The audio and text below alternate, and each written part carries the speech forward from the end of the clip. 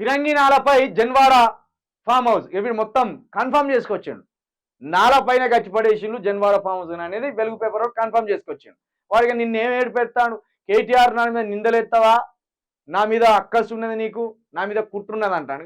ఈ కుట్రపూరిత రాతలు అయితే రాసుకొస్తాడు. ఫిరంగి నాలపై జన్వాడ ఫామ్ హౌస్ ప్రాథమికంగా నిర్ధారించిన ఆఫీసర్లు ఇరిగేషన్ రెవెన్యూ శాఖల ఆధ్వర్యంలో ఫీల్డ్ విజిట్ బర్కాపూర్ నుంచి గోపులారం దాకా జన్వాడ మీదుగా మణికొండకు ఫిరంగి నాల మరోసారి జాయింట్ సర్వే చేస్తామని ప్రకటన. ఇక సర్వేలు గిర్వేలు ఏమి ఉండవు, ఆల్రెడీ పెయిన్లు మార్కింగ్ పెట్టుకొచ్చుకున్నారు.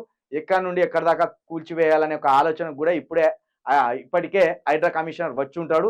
రేవంత్ రెడ్డికి కూడా ఆ సమాచారం అందించి ఉంటాడు.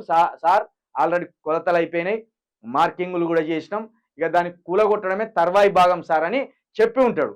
కాబట్టి ఆల్మోస్ట్ జన్వాడ ఫామ్ హౌస్ కథ అనేది ఒడిచిందే, ఇక అయిపోయింది. దాన్ని కూల్చివేయడానికి అన్ని కార్యక్రమాలు పూర్తయినాయి, ఇక కూల్చేస్తారు.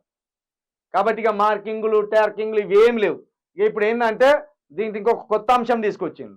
ఇక్కడ బుల్కాపూర్ నుండి గోపులారం దాకా జన్వాడ మీదుగా మణికొండ వరకు ఫిరంగి నాల అనే ఒక నాల ఉన్నది, కింది నుండి పోయేది.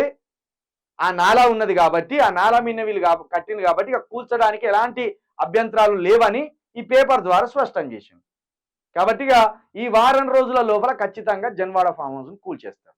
ఇక దానికి సంబంధించి చర్చలు పెట్టడం కూడా వృధా.